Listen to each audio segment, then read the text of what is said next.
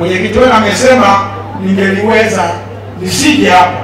Hapana, ni ngumu sana kutokuja hapo. Kwa sababu gani? Kwanza, kama alivyosema mwenyekiti wetu, hakuna mwanaume ambaye hakuzaliwa na mwanamke. Kwa kwanza. Lakini la pili, kiona na mimi nimepiga tai hivi, lazima mwanamke yuko pembeni.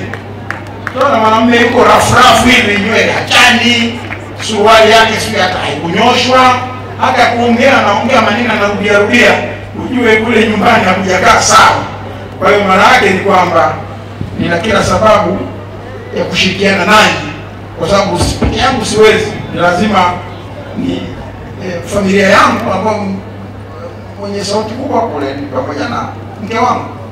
Kataa jambo mke wangu ni ngumu sana hata mimi kusimama hapa mbele yenu. Huo ndio ukweli wenyewe. Hata kizima tu simu. Nafikiri kazi chame. Hivi kweli wife akizima simu, kama zime simu, piga simu hapatikani. Sidhani kama kuna shughuli ya chama itaenda. Hakuna shughuli kwenda. Amesema tu simu yake. Komeshe kidogo tuone tutakapohangaika. Kwa hiyo tunahitaji sana kusaidiana na kushirikiana. Kwa hiyo wiki iliyopita mnakumbuka mji ulichangamka sana, tulikuwa na shughuli za kumbukumbu ya miaka 118 tangu Wanasongea mashujaa wa Majimaji, Wangoni, wa Matengo, wa Ndendeule, Wayao, Wanyasa na wengineo walipokataa kuonewa na wazungu, wakakataa kubaguliwa, wakakataa kunyanyaswa, kunyang'anywa ardhi, waliuawa. Watu wengi waliuawa, wakazikwa kwenye kaburi moja.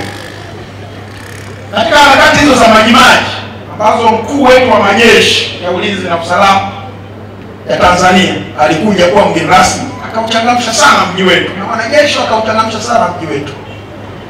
Sasa leo tuna tukio la wanawake, lakini tukio hili halijaanza leo. Ukifuatilia hiyo miaka 118 wanawake walikuwemo. Mwanamke mmoja wapo maarufu sana ni Nduna Mkomanile, alikuwa anaishi maeneo ya Kitanda, mwanamke ushujaa sana.